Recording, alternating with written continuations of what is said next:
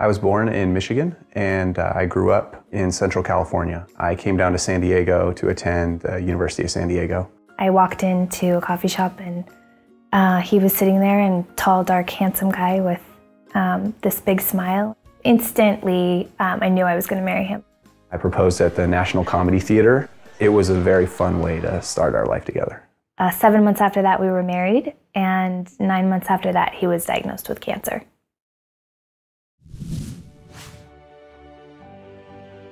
We were barely getting to know each other as a married couple, and already we were thrown into the biggest challenge of our lives together so far.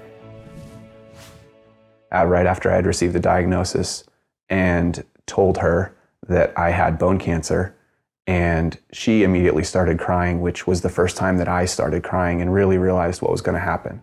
Up until that point, the biggest thing that we'd ever had to deal with was where to arrange things in our apartment, and all of a sudden we're dealing with a disease that could take his life. And I just couldn't bear the thought that I had just started my life with this man, and he might already be taken away from me. Immediately I had a lot of fear about what treatment was going to look like. I had only seen TV shows or movie portrayals of what a cancer patient's life looked like, and it hit me very quickly that that could be my life, and it just didn't seem real. Cancer.org was a great source of information for us. I think for me to not feel so alone in this diagnosis, to know that there are other people out there who were struggling with the same diagnosis that Blake had been given.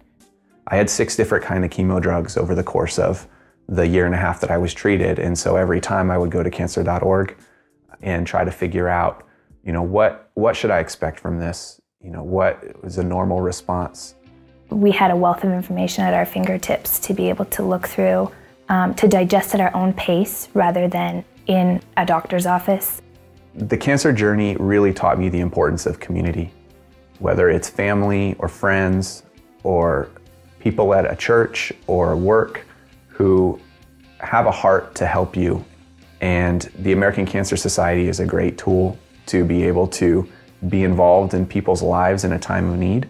Because of the research done by the American Cancer Society, our life has been remarkable. It's turned what could have been a much, much different, more tragic story into a victory for us. If I would have been diagnosed with osteosarcoma 15 or 20 years ago, I would have only had a 15% chance of surviving, and they would have amputated my leg as a first step in treatment.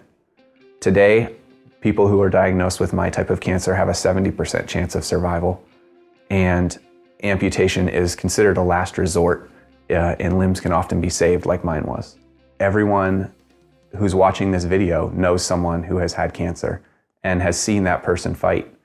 And whether they won that fight or lost that fight, they had a chance because of what the American Cancer Society does. So since Blake's treatment, we have celebrated 6 more of his birthdays together. We've also celebrated the birth of our daughter, and we're going to be celebrating her first birthday very soon.